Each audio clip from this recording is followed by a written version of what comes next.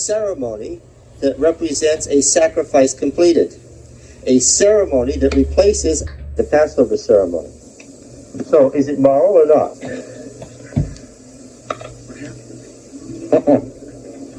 Well, name some other ceremonies. Do we have any ceremonies?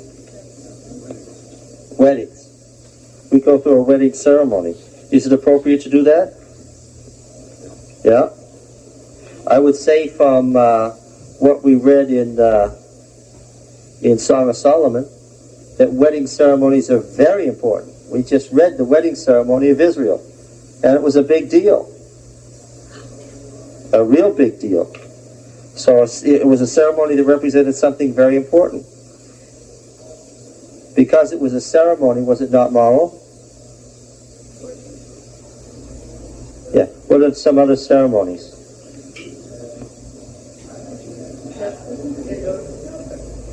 Yeah, well, yes. Baptism. Baptism, yes. Ordination. Anything else?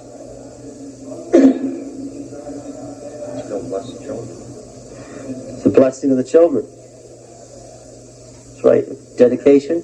Yeah. What else? Dedication of churches. What we do in the church comes from where? From the synagogue service. What do we know we're going to do?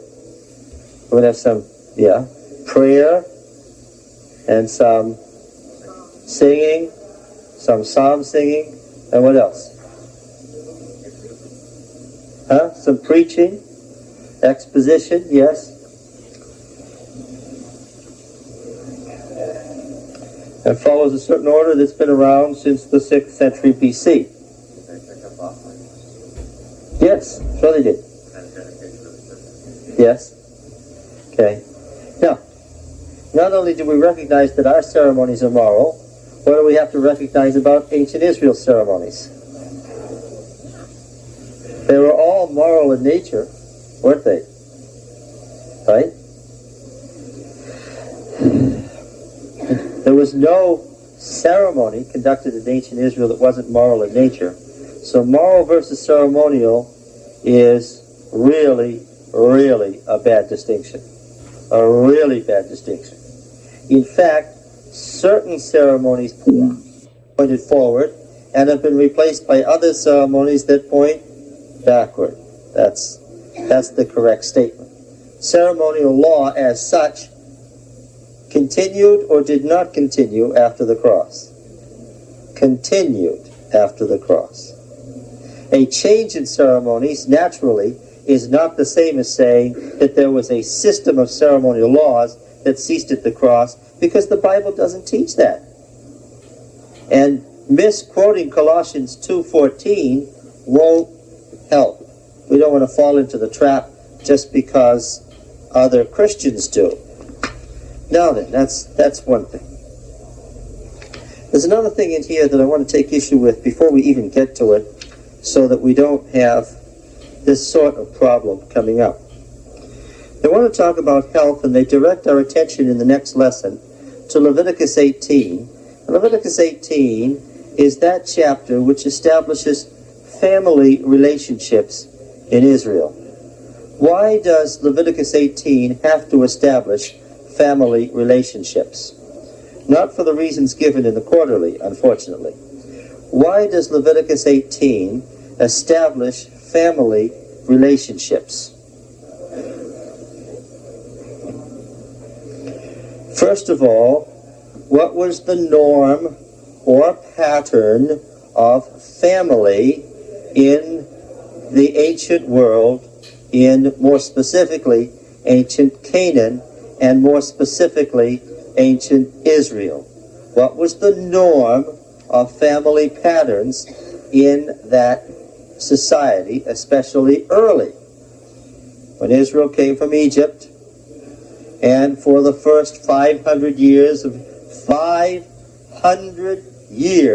of Israel existence, what was the norm of family patterns? Well, we've been through this for the last whole quarter. What was the what? Polygamy. And so what really does Leviticus 18 do? What? What does Leviticus 18 do? Well, no, it doesn't attempt to establish monogamy. Not at all. That's the point. Doesn't make any such attempt. Not at all. What does it do? In fact, what? Well, it says, don't approach anyone near of kin. 18:6. Your father, your mother, your father's wife, your sister, the daughter of your father. What kind of sister is it talking about? Half-sister. Why? Well, don't approach your father's wife means what? Yeah. Well, not stepmother, no. What was the pattern? Daddy had what? Wives. All at once. And who did this? Who did this? Do you remember? Reuben. That's right. And Israel heard of it, it says. Reuben took one of his father's wives because he wanted to be the next head of the family. He was the oldest. Took one of the younger wives and lost his position as a result. That's what all sorts of family relationships are ordered and established in a polygamous culture. How do you have polygamy properly is the question being answered in Leviticus 18. And the answer is, you can't have sexual relationships with your half-brothers and sisters, with your parents' additional spouses, or they with other children, and so forth. So then what is the point of the chapter? The point of the chapter is to solidify family relationships and to straighten out those things which in Canaan were not strict. So a proper family in Leviticus 18 is what? If you read it through. A proper family is what? A proper family in Leviticus 18 is what? A well-ordered polygamous family. Right. And that's what present truth and the onward march of truth and developing truth means. Now, what must we not do when we handle the Bible and we get involved in passages like this? Don't what? Huh? Yeah, what should we not do? This is a passage about a well-ordered polygamous family. What should we not do?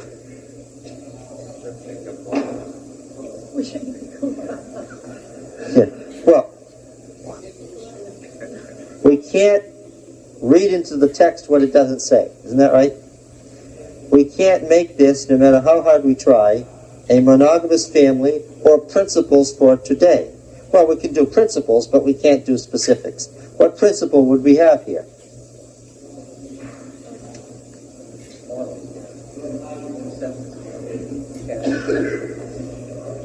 Yes, chaste relationships in family settings, right? Now, look, if it were you and I or a committee of the church, let us say the college church. Let us not say the college church at Walla Walla. Let us say the college church here. If we set up a committee to establish acceptable family relationships for beginning to end, and we had some documents to work through, and we came upon Leviticus 18, what would we have to do? We'd have to say what? Well, what are we going to have to do with this? Polygamy's out, yes. And in fact, would we ever have accepted polygamy as an appropriate thing to do? No. If it was up to a committee and we had been bringing Israel out of Egypt, what would we have done? Let's put ourselves on this committee. What would we have done? Probably said only 4 wives would have gone. Well, do you think we would have gone that far? What would we have done? I think, what? We would have done away with polygamy. No matter how much pain, anguish, and social crisis that might have created, right?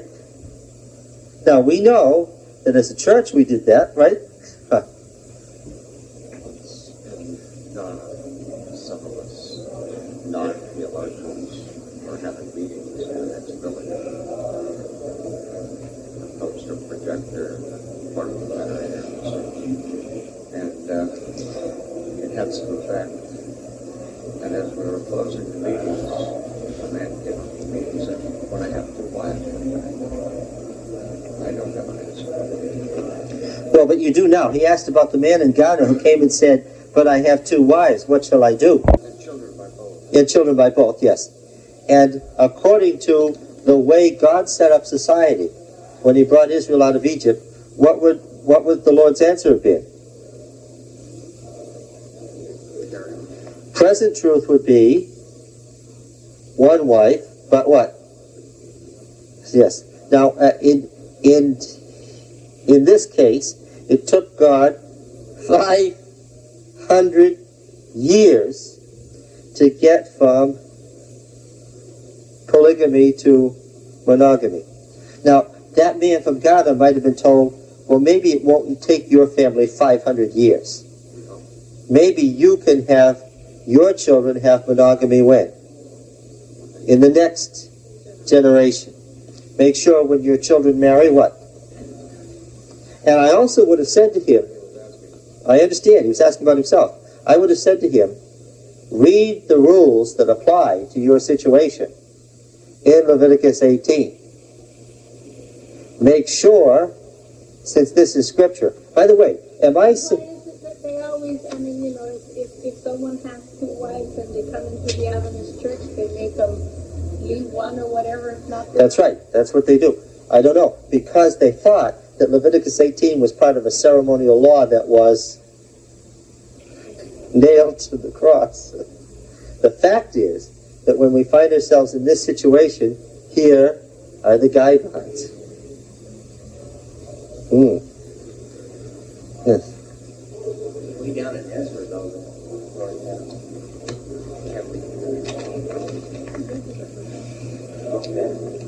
the divorces of the pagan wives was a different situation. There wasn't divorce in polygamy. It wasn't possible. In polygamy was a tribal situation. By the time you get to Ezra, which is the 5th century, and you're in the Persian Empire, where divorce is part of the culture, and a person can still live after they've been divorced, you're down to a very different and almost modern situation. Yeah. Yeah. The divorce laws in Moses don't come from Moses. The divorce laws in Moses don't come from Moses. Let's remember that the laws that begin, and the Lord said to Moses, what else is added to them? What else is added to them? When you get a law about the king in Deuteronomy, the king can do this, this, this, this, and this, but he may not do this, this, this, this, and this. Multiply wives, be a non-Hebrew, buy horses from Egypt, amass great wealth, have a standing army, so forth. Such a law in the laws of Moses does not come from the hand of Moses. It's in the law of Moses, but the person who wrote it is Moses in what sense? And why is it in the law of Moses? No issue about kingship in the 15th century. Why is it in the law of Moses? Who was the probable author of such a law? What? Well, priest or prophet, those are different things.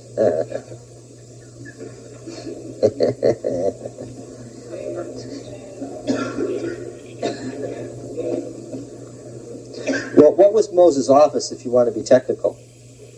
Was it priest or prophet? What was Moses? What was his office? Judge, thank you. I was getting worried there. And judge lasted from Moses to Samuel. What happened to Samuel? Well, don't just say king. What happened to Samuel with the Samuel compromise? 1 Samuel 8 through 12. The Samuel compromise. What happened? Judgeship, which included royal authority, charismatic power, military authority, taxing authority, legal authority, all of those things. Judgeship was divided into what two main offices? What? King and prophet. That's right. The charismatic parts, the Holy Spirit overshadowing the person, charismatic answers to questions, divine power to organize the people spiritually, went to the prophet. Military authority, taxation, standing army, all those things went to the king. And it made for quite a turbulent country, with prophets and kings vying for the people's attention. Yeah, okay. Now look, these laws in Leviticus 18 that we have been studying are very important, and they give us great principles, but they mustn't be misused. And they were misused in this quarterly, I'm sorry to say. Now, there's another thing here that gets me a little concerned, and that is that out of Leviticus 18, a specific has been drawn as to disease. Leviticus 18 isn't specifically about disease. Okay? What, again, I'm going to try this again. What section has to do with disease? That we said the Manual of Purification. We got its name correct because that's the exact name given to it in Scripture. The Manual of Purification. We said that Leviticus 11 was part of that manual. Can anybody state the parameters of the Manual of Purification? We said Leviticus 11 is in there. What other chapters are included? Well, what's the great culmination of purification? What is the great culmination of purification in Israel? The Day of Atonement. Yes. And where is that found? Leviticus 16, which is the conclusion of the manual. And so, what's the beginning? 11 to 16. I knew you knew it. Yeah. Leviticus 18 on family relationships, setting up a well-ordered polygamous family. Now, I know that if we had been called on to do this, we would not have allowed it. I know, we would never have allowed it. We'd have straightened them out real fast.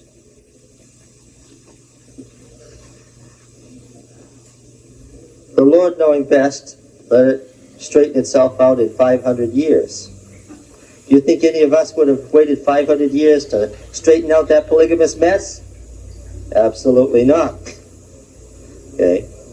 Now then, does Leviticus 18 represent present truth then? We have a concept of present truth. Well, it might represent the present truth where? In a society that's polygamous, where you're entering and you're bringing the truth. Okay? It might represent present truth there. Does it represent present truth here at the moment? No. No. So we have to be careful of that. Now, from Leviticus 18 have been drawn on page 26 4 verses. And in these 4 verses, a conclusion about health has been drawn, because that's the subject of the quarterly, health. And I suppose that it is correct that having a well-ordered family has something to do with health. It's not in the health section of Leviticus, but having a well-ordered family surely does have something to do with health. But the use that's been made here is rather disastrous. It's on page 26 in the quarterly. It got me concerned. It quotes these 4 verses, and then it applies this to the problem of AIDS. Oh, this page 26 doesn't have Leviticus 18 on it? Oh, well, I'll tell you what page it is. It's the Wednesday of the second lesson. Before we get there, I want to be aware of it.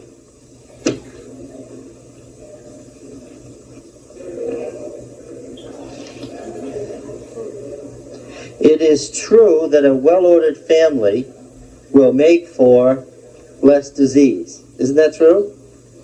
Mental as well as physical, right? But we can't draw out of Leviticus 18 conclusions that say, here in Leviticus 18 we have this set of rules, and if you violate this set of rules, you'll get AIDS. Right? What's the danger in that?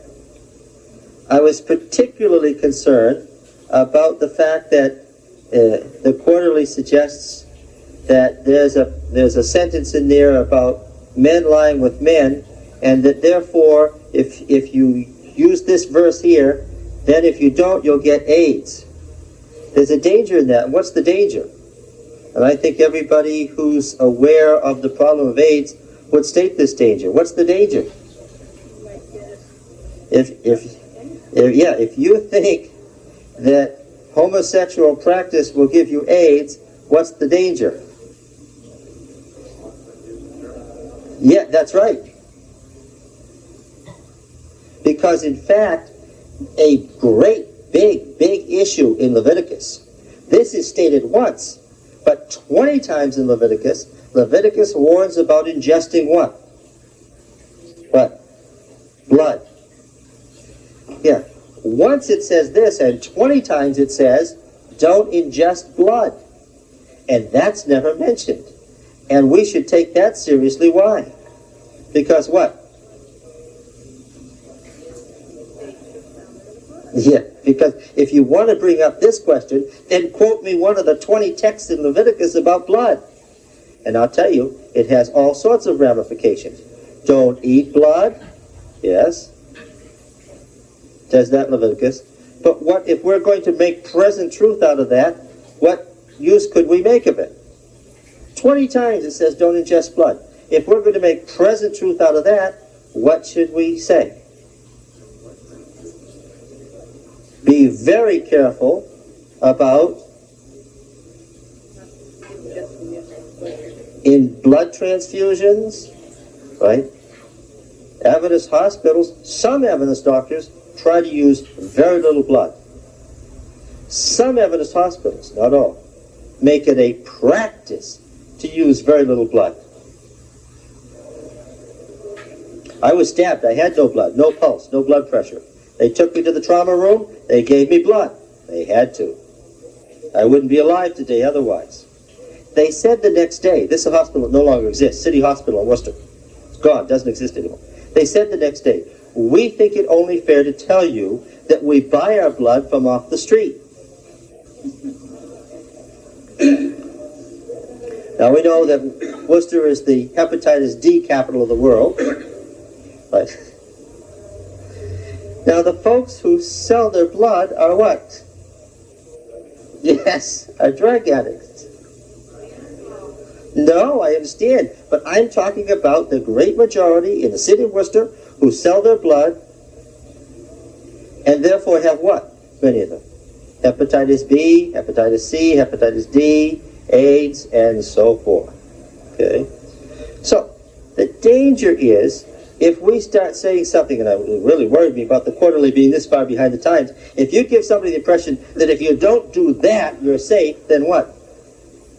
You might give them the impression that I'm okay, and what? A little while later, what group is this disease rising most quickly in? Heterosexual women. Be warned. That's the present truth. Now, Mrs. White made a comment that the benefits of the health message would in large measure protect the remnant from the effects of the 7 last plagues. Obviously, in any kind of disease situation, the better the lifestyle, the more careful the lifestyle, the more closely to biblical principle, and the stronger the physical body, the more it's able to resist. Now let's look at this. Let's look at this and understand, because AIDS is certainly a fulfillment of prophecy. Did you catch that? I said AIDS is certainly a fulfillment of prophecy.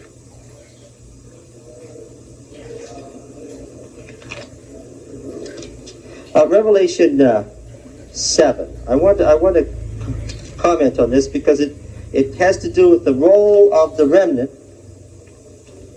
in disease. Is disease part of the picture of the end of the world?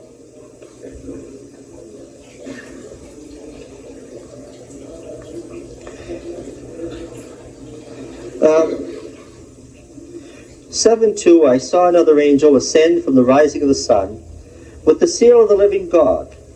And he called with a loud voice to the 4 angels who had been given power to harm the earth and the sea, who had been given power to harm the earth and the sea, saying, do not harm the earth or the sea or the trees, till we have sealed the servants of our God in their foreheads.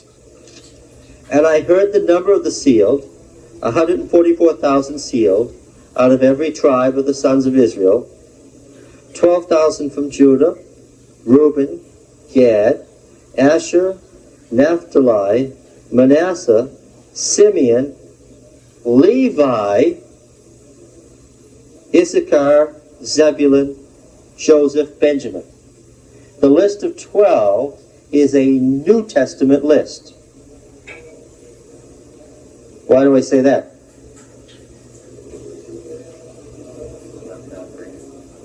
Dan is gone, yes. Dan, who sided with the enemy, the Judas of the 12 tribes, the traitor of the 12 tribes, Dan, is gone. So how do we get 12 then? What? No, Joseph is counted as only one here.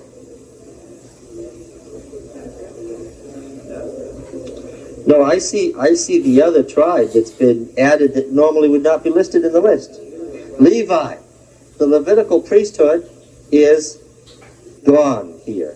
Levi is counted as one of the 12 tribes.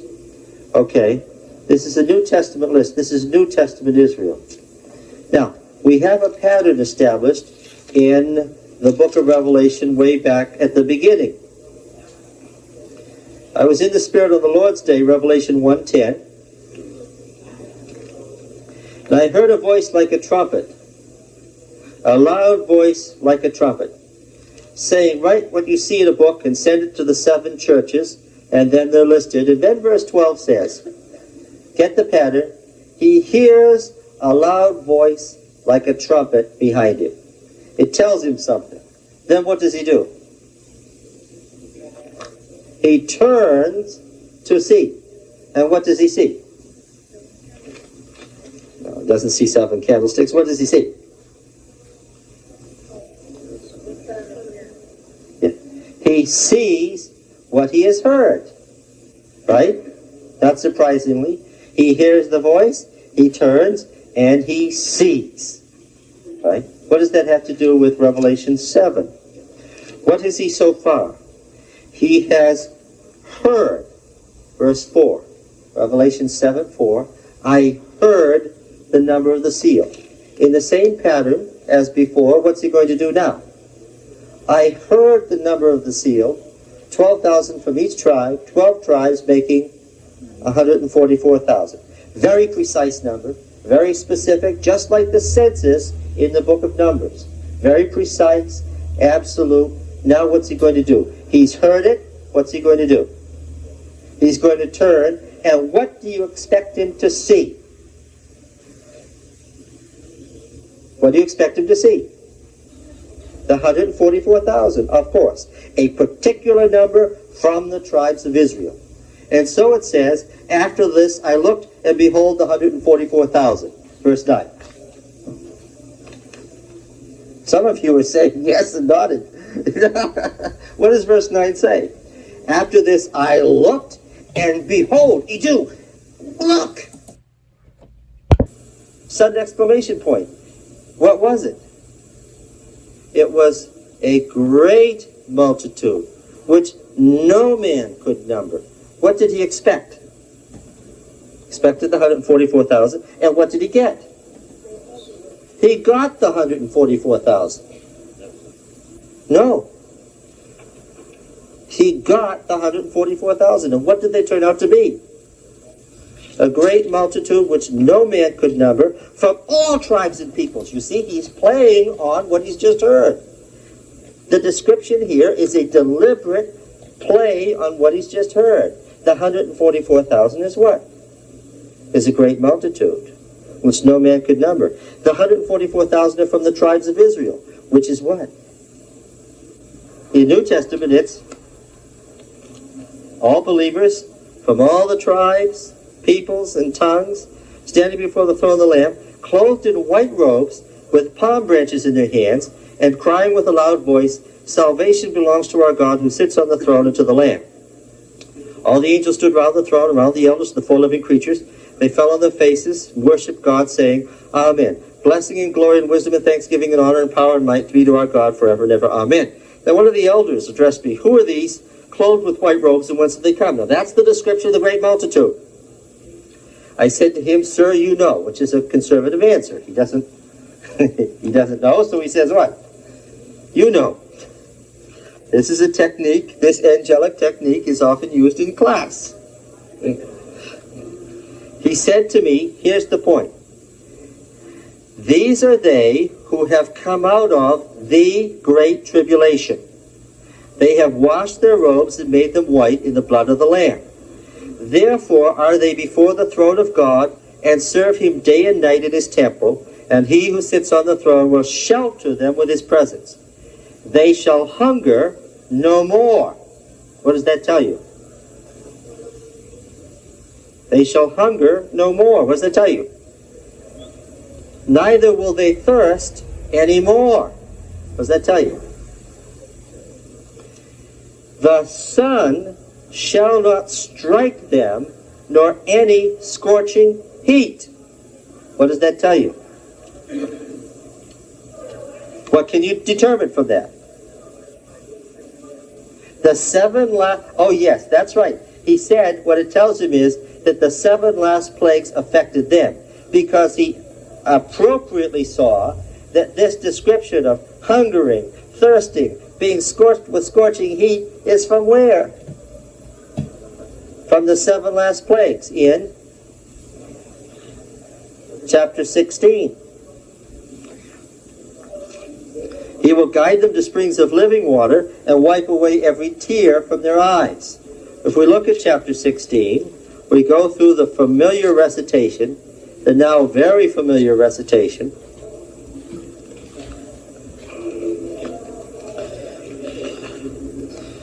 I heard a voice out of the temple telling the seven angels, Go and pour out on the earth the seven bowls of the wrath of God. So the first angel went and poured out his bowl on the earth, and foul and evil disease.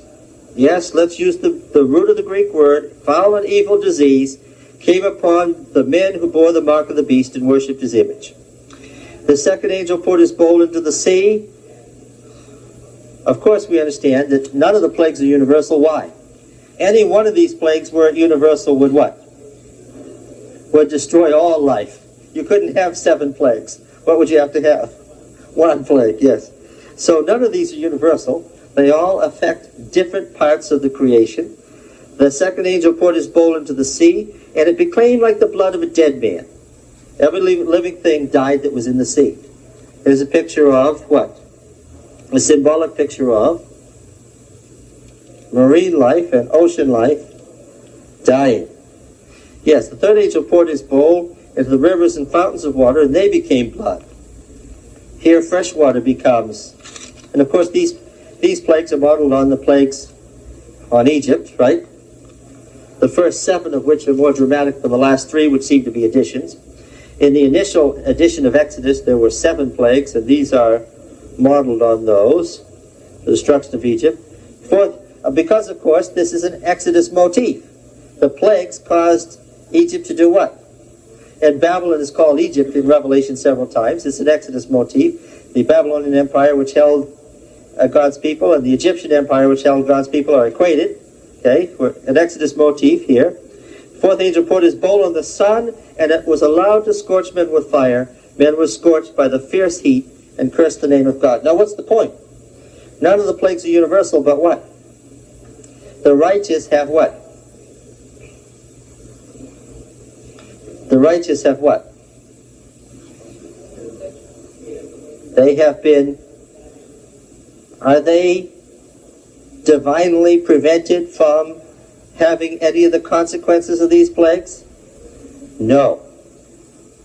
Let me repeat Mrs. White's statement again, that the health message would what? In large measure protect the remnant from the effects of the 7 last plagues. Did you get that? The health message. You can see that. Now, let me just make a comment about the 7 last plagues, having said that AIDS is a fulfillment. I'm being subtle here. When I say AIDS is a fulfillment, what am I saying? It is not the sole and complete. Why? Because, of course, the 7 last plagues, that's the biblical term, implies something. Did you eat the last of the cookies? It's a language thing, and it works just as well in Greek as it does in English. Did you eat the last of the cookies? What does that imply? It implies a couple of things. Did you eat the last cookies? What does that imply? What? Meaning there aren't any more. This is it. But what else? Well, if I ask if you've eaten the last cookies, what else was there? There was something that went before. What does 7 mean in any sequence ever since ancient times? Complete. The perfecting or completing of a process. Right? 7 always represents the perfecting or completing of a process. Anybody in the ancient world could have told you that. So the 7 plagues is if you count them, just take Revelation 16 and count. You won't get 7 things. No matter how many times you try, you won't get 7 things. The 7 is just a divider to come to 7. Okay. All right? When we get 7 last plagues, what do we say? That the process of decline and degeneration and destruction becomes with these what? Complete. But what I'm saying is, it is a process. It's described as a process. The repetition of the verbs describes it as a process that becomes what? That becomes complete. There isn't going to be a day. Mrs. White says that even those in the church who have been exposed to the truth, many of them will be shocked by the second coming. How could that happen? That could happen if you thought there was going to be a day. And on that day, something would happen. What? On a given day, suddenly on that day, a news report, there are hailstones 50 pounds big falling over in Europe. Right? A terrible disease has broken out in Asia. The North Atlantic has all the fish in it have died. Right? And you say to yourself, what? What? The 7 last plagues are falling. Right? But it's nothing like that. It won't be anything like that. What am I saying? Huh? That with marine life dying, with fresh water polluted all over the world, with uncontrollable disease growing, with the ozone layer shrinking, with skin cancer growing everywhere in the world because of the lessening of protection from the sun, with 3 false spirits coming out of the demonic spirits going to perform signs to the whole world, with the occult growing everywhere, with Mary appearing everywhere, with the dead walking around, with people who are on airplanes that crashed joining their crew members to serve dinner on other airplanes, with these sorts of things going on every day now. What? That the process that is described here is what? Is far, far advanced. Understand? Yeah. Now, one purpose then for the health message, one major purpose then, is to make it possible for God's people to go through and survive that process. It's an eschatological thing. And Mrs. White says that the perfecting of Christian character has to do with our health message. There's the place to begin. All right? Thank you.